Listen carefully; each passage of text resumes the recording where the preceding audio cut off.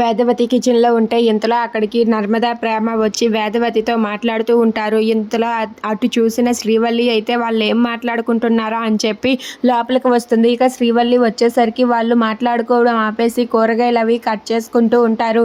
అది చూసి అక్కడ ఉన్న శ్రీవల్లి అయితే ఏంటి నేను వచ్చేసరికి వీళ్ళు గుసగుసలు ఆపేశారు అని చెప్పి తనైతే అక్కడి నుండి వెళ్ళిపోతుంది. ఇక తను వెళ్ళిపోయాక అక్కడ ఉన్న ప్రేమ అయితే ప్లీజ్ అత్తయ్య ప్లీజ్ ఒప్పుకోండి అని చెప్పి అంటుంది. ఇక నర్మదా కూడా వేదవతిని పట్టుకొని ప్లీజ్ అత్తయ్య మీరే ఎలాగైనా సరే మామయ్యను ఒప్పించాలి అని చెప్పి బ్రతిమలాడుతూ ఉంటుంది.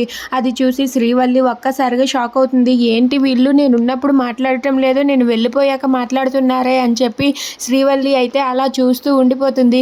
ఇక శ్రీవల్లి అక్కడి నుండి వెళ్ళిపోయాక నర్మద ఇలా అంటూ ఉంటుంది, అత్తయ్య ఎలాగైనా సరే మీరే ఒప్పించాలి అని చెప్పి బ్రతిమలాడుతూ ఉంటుంది.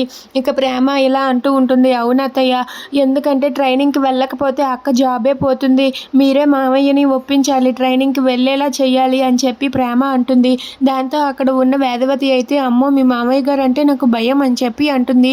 దాంతో నర్మద అయితే మామయ్య గారు అంటే మీకు భయం కాదు, మిమ్మల్ని చూస్తేనే మామయ్య గారికి భయం అత్తయ్య అని చెప్పి నర్మద అంటుంది. అది వినగానే అక్కడ ఉన్న వేదవతి ఒక్కసారిగా షాక్ అయ్యి అలా చూస్తూ ఉండిపోతుంది.